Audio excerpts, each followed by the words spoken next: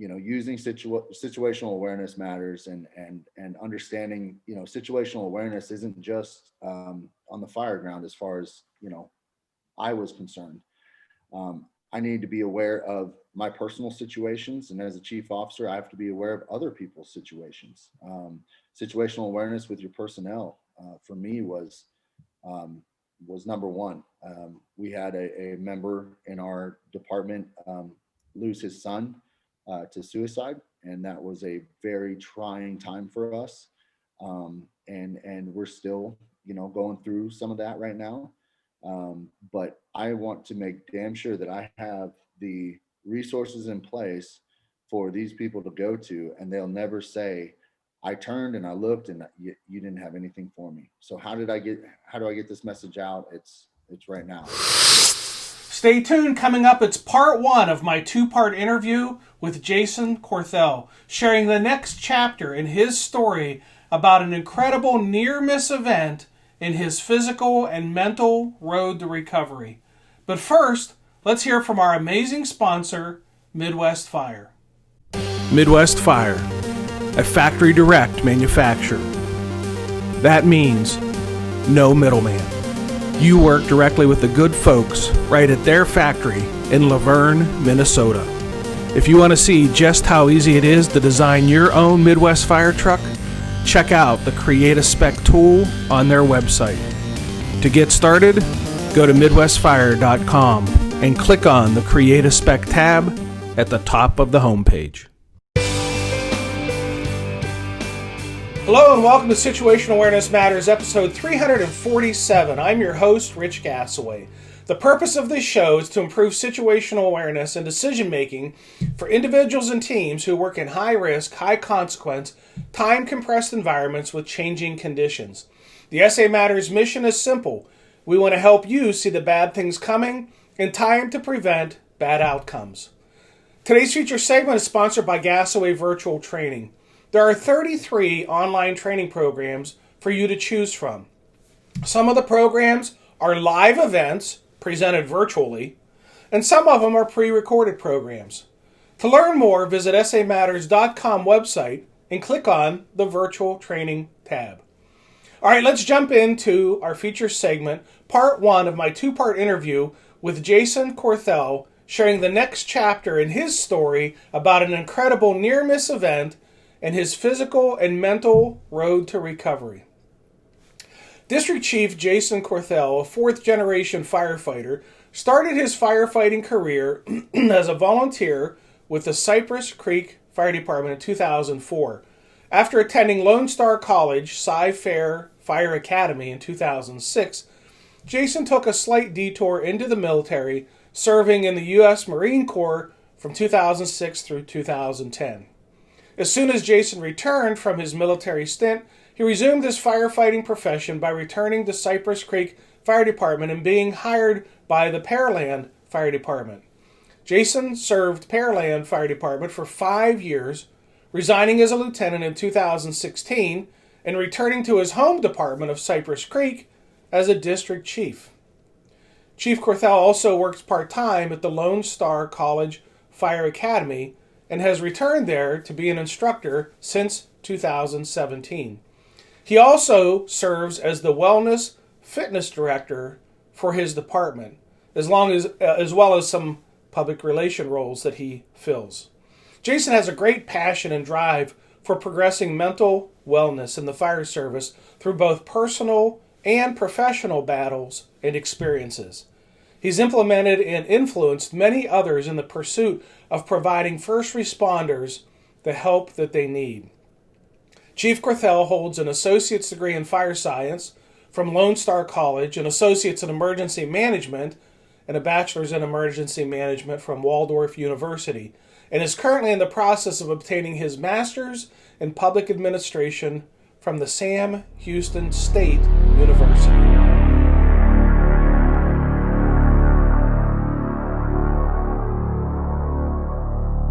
Well, Jason, welcome back to the show. It's been 5 years since you were last with us in May of 2015, just a couple of months after a significant near miss event that had occurred to you on the job. And I think we're going to start this episode out.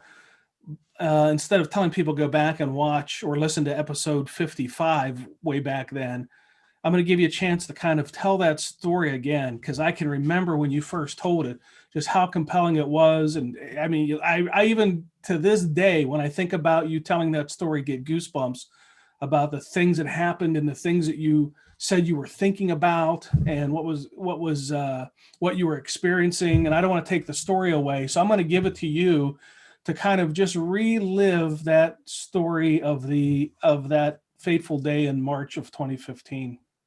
Yeah, sure.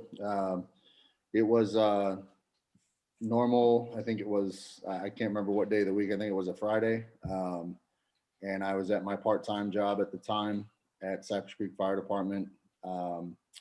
And I was on the duty crew, which the duty crew is a day crew. It ran from 6 a.m. to 6 p.m.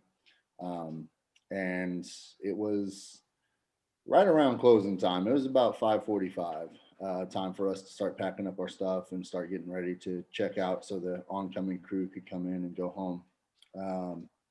So we could go home. And so we we started getting our stuff ready, and then we heard the tones drop for a mutual aid fire with one of our neighboring departments. And so, we hop on the truck. I was riding the OIC seat that day. So I was riding the seat. What kind of fire did they tell you that it was? It was a house fire or? Yeah, it was a structure fire. And I mean, everyone knows how that goes, especially with mutual aid. Sometimes it's, really nothing. And then with mutual aid, it's more than likely, nothing. So we were on our way to get to this fire, and with mutual aid at that time, we had a delay because it came from different dispatch. So it didn't come from the same dispatch center. So there's a little bit of delay as far as getting and receiving the call and responding. So to my left, I had a driver who had been in Houston for many years. He's a part-timer at Cypress Creek as well. Lots of experience on the truck. Had two fellas behind me that had lots of experience on the truck. And we pulled out to the main thoroughfare to get us to our neighboring department territory. And that's when I saw the column. Knew we had one at that point, obviously. So told the guys in back that we had one, and it looked like it was going to be a working fire. And so we showed up on scene, went on scene as engine 24. And immediately, I believe I got from command that we were on scene as engine 25. And so that was the beginning of kind of a snafu in the sense that accountability was already kind of getting mushy at that point. It was an apartment complex, and it was in a dead end. And how many units were on the scene when you guys arrived?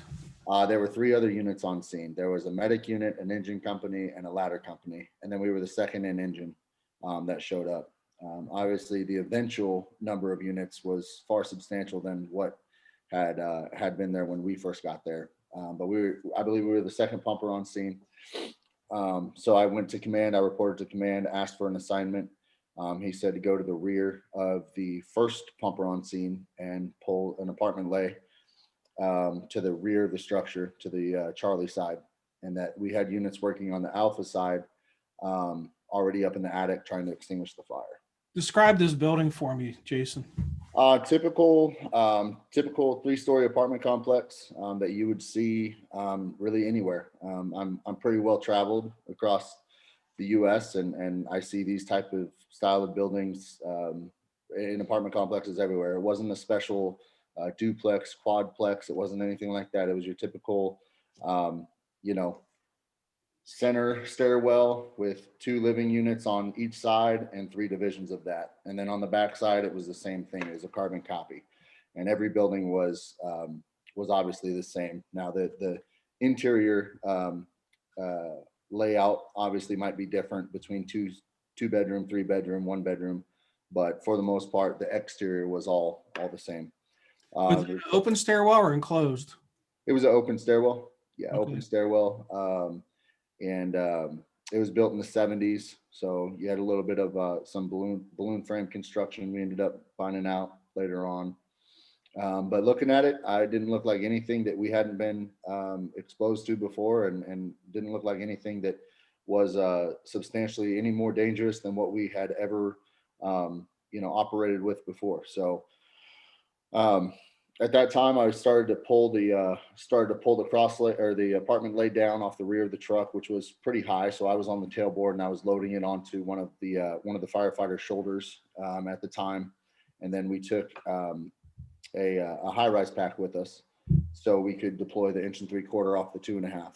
And at that point, one of my best friends came up, Gil Sanchez, and he was writing district chief that day.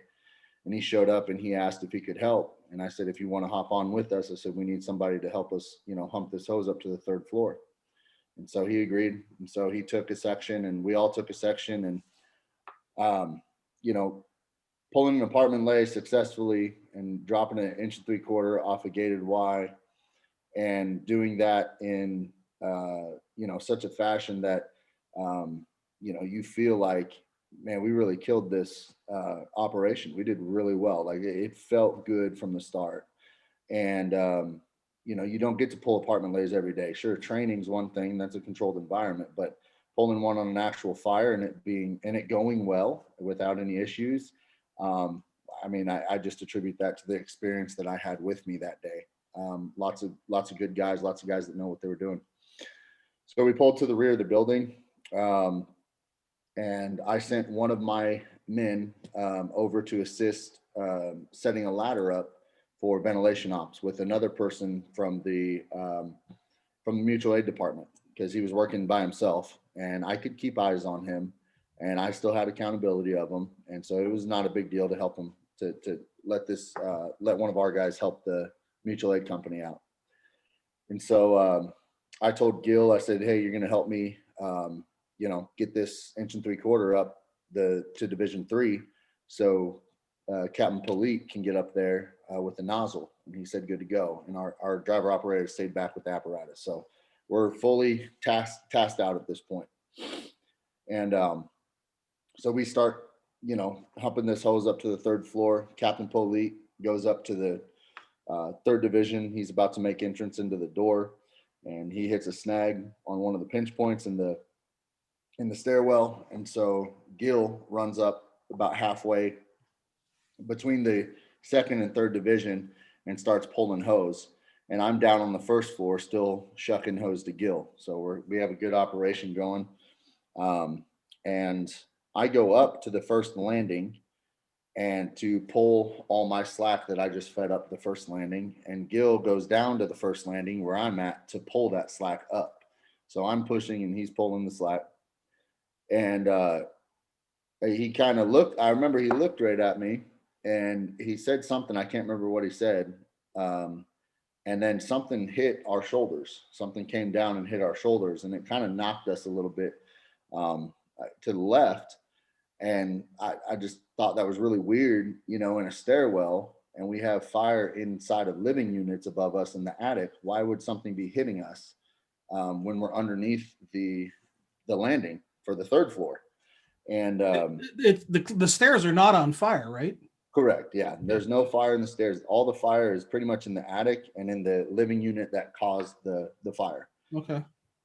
And so I thought that was strange. And about a split second later, that's when the catastrophic collapse occurred. The landing and the stairwell from the, I guess it's the 2.5, the floor 2.5, came down and took Gil underneath it completely, underneath the landing, and then took me underneath the stairs. And so obviously minutes seem like hours at that point. You feel like you're trapped for, 3 hours, and really it's, 5 minutes. But during that time that I was trapped, it really was panic for probably the first 30 seconds. I definitely thought Gil was dead. That wasn't even a question in my mind. And then obviously you have a little bit of self-preservation mode, where you have to start thinking about how are you going to get out? How are you going to get your guy out? And all these things. And the way I fell, somehow my radio had gotten displaced or dislodged during this. And I know I had it on me because I was talking on it during the incident. It's not like I forgot it in the truck. I listened to the call afterwards and I could distinctly hear myself. And the way I was trapped, my right hand was up against my chest. My left hand was stretched out. It was outstretched. And I couldn't move anything like that. I was just trapped like that with my body weight and then the stairs on top of me. These are concrete slab stairs and steel I-beams on each side with wrought iron railings and posts. So obviously it's not light by any means. And when it's dark and it's hot and you've been operating for quite a while, so you're tired, you don't really know what fell on you at that point. And I just remember thinking the whole building must have collapsed in on us. You're on a stairwell and there's two buildings on each side. I just thought that it kind of did one of these numbers. And so I managed to hear Gil start kind of, I guess, wrestling around a little bit, and I could hear his air coming out of his mask. His mask had been dislodged, and he was sitting on his butt, and his back was against the door of one of the units, but his head was in between his knees, and that's how he was kind of contorted. And the weight of everything was on his air bottle and the back of the brim of his helmet. And so he was being pushed down, like shoved in between his own knees. And Gil's a big guy. I mean, a real big guy, similar to myself. And so obviously there's a pain factor, but then there's also, I mean, that's, a position of asphyxiation for a lot of us. So in doing, in doing that and realizing what was going on with Gil, a little bit of panic ensued on me because I heard him rustling around. So I'm like, okay, he's alive. Now we got to get each other out. And so I kept telling him to try and crawl to me, and he kept yelling at me that he couldn't crawl, that he was stuck. Do others know you're trapped at this point? Yeah, that was probably the first 30 seconds when I went through all that. We had a Mayday go out right away. Again, I tried to reach for my radio. My radio was gone. I don't think they found it at the fire. If they had, they didn't tell me. My radio was ripped out at some point. I don't know what was going on. And Gil couldn't get to his radio, but there was a district chief from the mutual aid company that was on the ground level. He was exterior on the Charlie side. He was taking Charlie division. He actually called the first Mayday. And then there was a captain that was working on the Charlie side that rode some of the collapse down. And he too called a Mayday for both of us. Said there's two firefighters trapped underneath the stairwell. We need to get, everyone over here. And so I actually work with the dispatcher now at the college that I help teach at. And he said he automatically, as soon as he heard the Mayday, dropped two more taps. So the resources were coming early. The problem is I didn't have a radio to hear anyone coming. So I didn't know, A, I didn't know what was on me, and B, I didn't know who was coming or if they were or what was going on, And so the Maydays went out early. Obviously, our first order of business was to try and self-extricate. That was not happening. I didn't know where Gil was really in relation to me until he started rustling around. And as I stated, my left arm being, trapped, extended, kind of assisted because I could barely brush Gil's leg. I could brush right underneath his leg. And I started to feel where Gil was at. And I kept telling him to crawl to me. He said he couldn't. So I was going to try and crawl to him, and I couldn't because my regulator hose was underneath my chest. And so every time I'd pick my head up to crawl, my mask would come off and I'd be blowing air everywhere. So I basically just conceded to doing what I can from where I'm at. And that's just try to maintain my composure, go back to my training and really think about conservation of my air. Talking to Gil, yelling at Gil at this point as much as I could. Gil was saying, some things that were, hard to hear.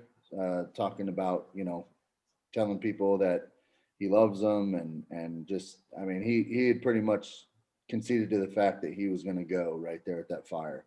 And then that got me worried. I'm like, well, maybe we are going to go, cause I don't know what's going on either. But I remember he kept telling me, he's like, Jason, my leg is on fire. My leg's on fire. And he actually ended up being set on a bunch of embers, some wood and whatnot. And it had gone through his gear. It had burned a little bit through his gear, just from the duration of him being on it. And also, obviously, his position that he was in. So I swept as much as I could with my left hand and tried to get underneath his leg and his thigh, and tried to get as much as I could out. But obviously I didn't do too good of a job because I was trying to figure myself out as well. So I was trying to calm him down, help him, and calm myself down. And all of a sudden, I heard Captain Polite's voice, and he said, "Hey," he's like, "I got some water. Do y'all need some water?" And I screamed at him that, yeah, we needed some water because Gil's leg was burning. Well, Captain Polite had been on the third story landing, and he rode the collapse down with the nozzle in his hand still. It ripped his mask and helmet off, but he was still able to maintain the nozzle. So he turned, and when he turned, he soaked myself and Gil down to the point where we were pretty much like, all right, we're good, like we're good on that aspect now. Just help us get out. But he couldn't get to us because of the way the concrete and the steel was. And so I was there, and I had a unit from Cypher come from behind me. At the time, I didn't know who it was, but I found out it was a Cypher unit, which is our mutual aid company. And I felt a bunch of weight kind of just being slowly drawn off of me. And then the stairs were laying flat on top of me, and they got kind of flipped over this way so I could come up. So they landed flat, and then they got flipped, and I came up. And as I came up, that's when I realized that Gil was still trapped. I could see Gil now underneath everything, and they had a bunch of crews working for him. I grabbed Gil's pant leg right down by his boot. I grabbed underneath his pant leg, and I was trying to like pull him out, with us, because that was my just instinct, was okay. We both got hurt, but we're both talking now. We're good. I'm gonna grab this guy, and we're gonna get out one way or another. And they kept telling me, they're like, "Hey, you got to let him go. Like we need to get you out first, and then we'll get him. Don't worry about it." And it was hard, but I wanted to pull him out with me to make sure, damn sure, that he was going to get out with me. And eventually, I had to let go, and they were pulling him out too. I remember it was basically 1-2. They pulled me out, and then I saw him come out, and I was like, okay, cool. And as I was coming out, I had a piece of the steel, the I-beam. I don't know what happened, but it rotated as they were pulling me out, and it hit my right knee. And that's where I tore my ACL and MCL and meniscus and all that good stuff. So when they were pulling me out, that happened. And I told them not so nicely to let me go because I was done with that building. I said, said some choice words to them and to let me go and kind of push their hands away from me. And I was probably about 6 stairs high. And I basically just bailed backwards, and I just kind of rolled down the stairs and crawled over to the fence. There's a wood fence in the back of the complex. And I sat by the wood fence that was probably about 50 feet away from the structure itself. And I got to see Gil come out, which was a relief. And I just remember I looked up at the building, and I couldn't help but feel like it was going to collapse on me. It was just the weirdest feeling to know that it was just the stairs that did that, and how much, weight and destruction it felt like.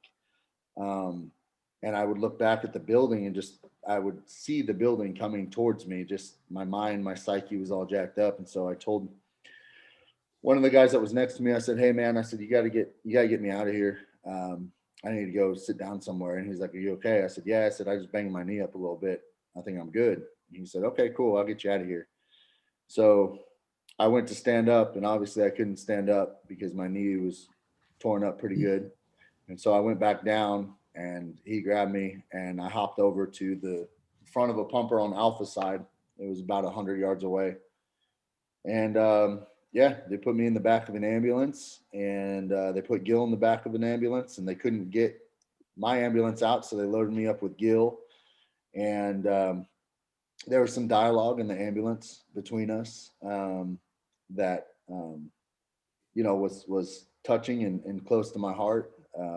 Thinking about it now, it's probably one of the most truest moments I've had in the fire service. When you almost die and you come close to that point, you tend to really think and say some things that you've been meaning to say for a long time. So me and Gil, we had our moment, and this is a guy, and not to get off into a tangent, but just to put some context to it. I was there the night that he had his first baby. We went through fire school together. I know his whole family. When I was single, his family would invite me over for Christmases. This wasn't just some random district chief that showed up and said, "Hey, can I help you?" And so being in the back of the ambulance with him, going to the hospital with him, they ended up putting us in the same room together because we didn't want to be separated, and all that stuff. So since then, Gil's left the fire service. Some of this incident is to I don't know what the word is to blame for that. And I just thank my lucky stars that I didn't have to deal with the side of the things that Gil's had to deal with. So that's the incident. I ended up being out of work for about 6 months. I had a complete ACL replacement, MCL repair, meniscus repair, and just the amount of people that it took to take care of me and get me back to the shape that I wanted to be in, to go back to work. My union took care of me. My department took care of me, both of my departments. The department that it happened at, Cypress Creek, was my part-time job at the time. Now it's my full-time job. And then my full-time department really stepped up as well. Everyone took really good care of me. And so it took an army to get me back to where I am now. At what point in all of this timeline did you realize what had happened? I mean, because initially you said you thought the buildings fell down on you. When did you know that it was just the exterior stairs that had collapsed? Was that way after the fact, or were you still at the scene? Or Yeah, that was I think when I saw the pictures, when I had enough, I guess, mental stability to look back at the pictures, I really kind of took in what was going on, and what had happened. Even when I came down off the stairs and I went back to the wood fence and I was sitting up against the wood fence, looking back, I just felt like the building was going to collapse down on me. So, I wasn't in the right mindset to figure out and investigate what exactly had happened. so what exactly had happened? But So yeah, they figured out, non-burning concrete tread stairs with steel rails don't just normally fall down. So what happened? Yeah, so what they found out is they had a few citizen complaints, or tenant complaints about the stairwells in the past, and not to get into legality issues, but they had some complaints there that had not been addressed yet. And we went back. I say we as a department. It was a couple of the chief officers went back and looked at the other stairwells, and there was a lot of erosion on the metal down on the bases of the stairs, where almost it was like they were floating. The bottom of the stairs were floating because there was erosion down here. And also what they attributed it to was the platforms or the landings were built into the structure. So they were built into the apartment complexes. So it was all one floor at that point. And the support beams were built into the walls of the living units. And so when you had balloon frame construction and you had fire on the second division, it basically torched the landing, the beam that went into the wall. So if you had a wall and the landing was here, and this part of the landing is on the exterior, the stairwell, and this part of the landing is built into the unit, that fire just went right up the wall and burned away support. So that's what attributed. That's what it was attributed to. So Mm. that's what had happened. And, you know, I'd like to say it wouldn't have happened had it been a different style of construction, but I don't know. You know, that was as far as the research that I took on it kind of went. Just telling people and going over my departments and just saying, look, you know, like you can't treat this as a safe haven anymore, because that's not the case. You know, and it sucks and it's scary, because all through fire school, you know, the exterior stairwell is a safe place. You know, back out to the stairwell and reset and go back in. You know, and that's not always the case, I found out. So, What was your time off like? That's 6 months. Was that difficult for you, as far as, you know, not being able to work and be, you know, productive back in the firehouse? What was that period of time like? yeah, I mean, I found myself, I'd actually, you know, personally, I'd just gone through a divorce. And so I had that kind of weighing against me. And, you know, I have three, that time I had three small children. Now I have some school age children. But that was rough for me, because the firehouse was kind of my sanctuary, you know, in a way, especially going through personal issues. And, you know, the guys were always good to me, always helping me out, always giving me advice, lifting me up when I was down, and all that stuff. You know, hey, how's the kids? How's, you know, life? You know, are you getting into an apartment? All those things. And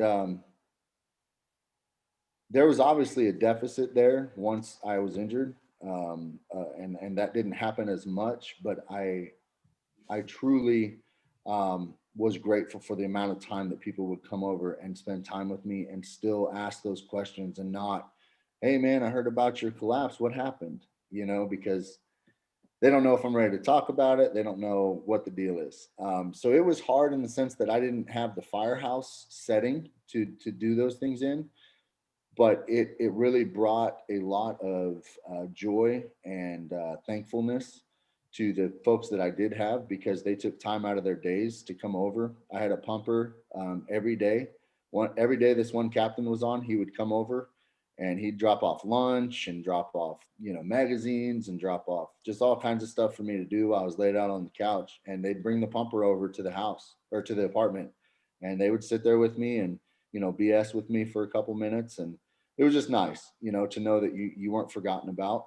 And I would say the downside of all of this is kind of the publicity side, the unexpected publicity side. You know, it was a news story. It was all over Facebook, all over social media in general, and just all the people that came out of the woodworks that know nothing about me, know nothing about my story, nothing about who I am personally. They don't know how many kids I have. They don't know anything about me, and they all want a piece of you, you know, and that was hard to deal with. What do you mean by that, piece of you?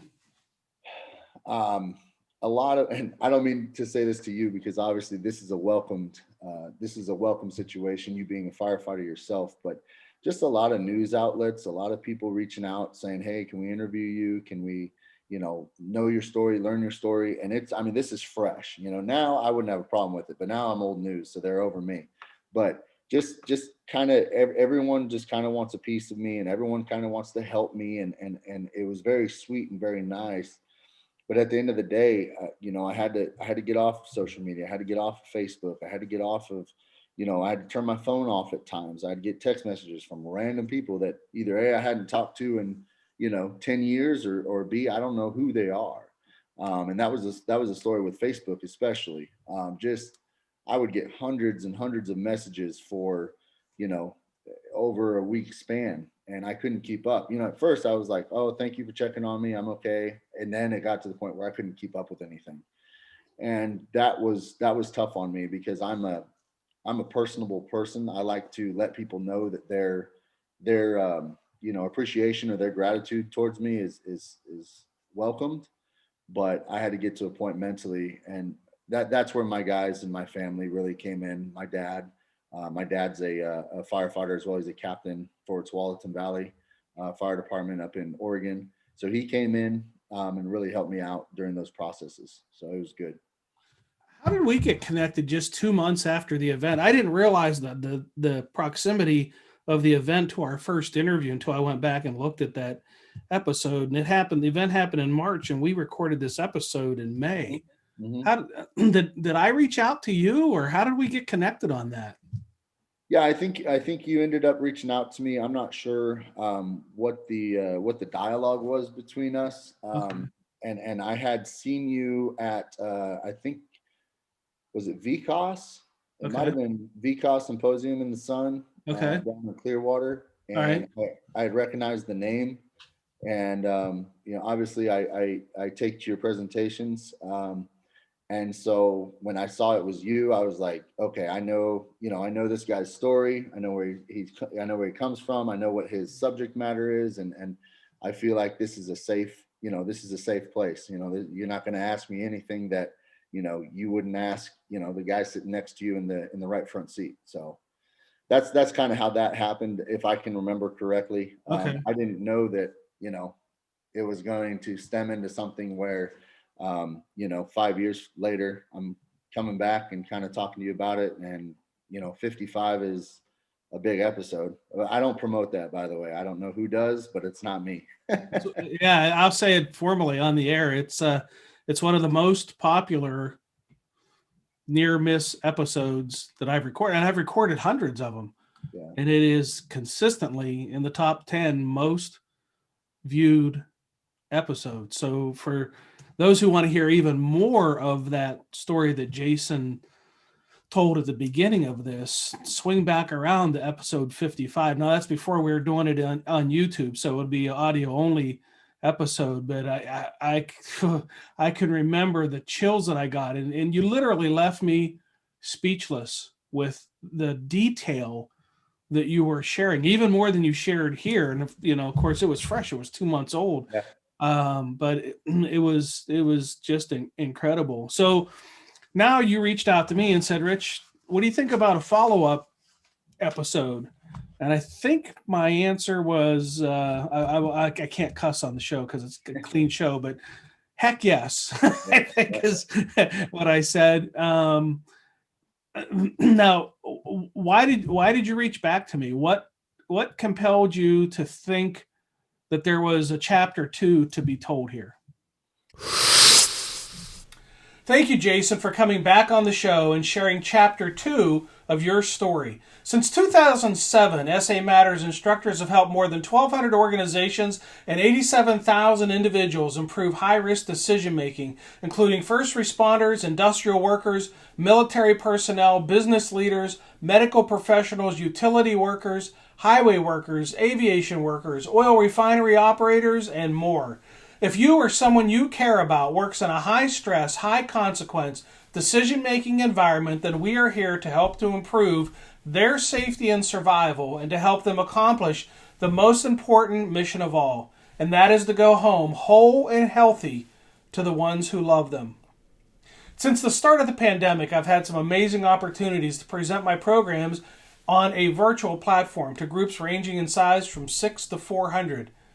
And just when I thought things were making the turn on the pandemic and we were getting back to delivering live programs, we've had a setback.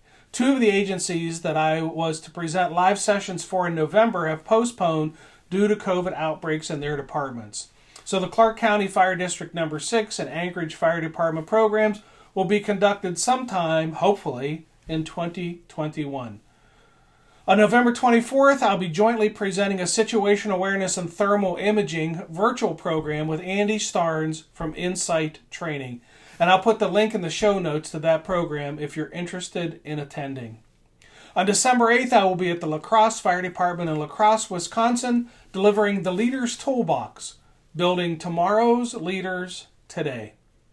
Thank you to the organizations that have allowed me to offer your members virtual training, and special thanks to the 44 agencies who postponed programs in 2020 and are patiently waiting to reschedule.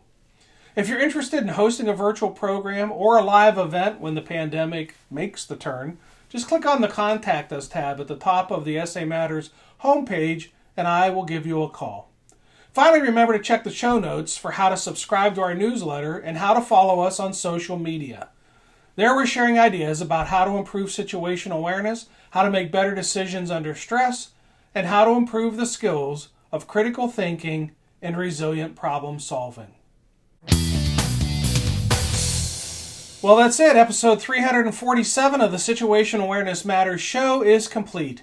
Thank you to our amazing platinum sponsor for almost 7 years now, Midwest Fire. Thank you to our feature segment sponsor, Gasaway Virtual Training. And thank you to our associate sponsor, Chief Miller.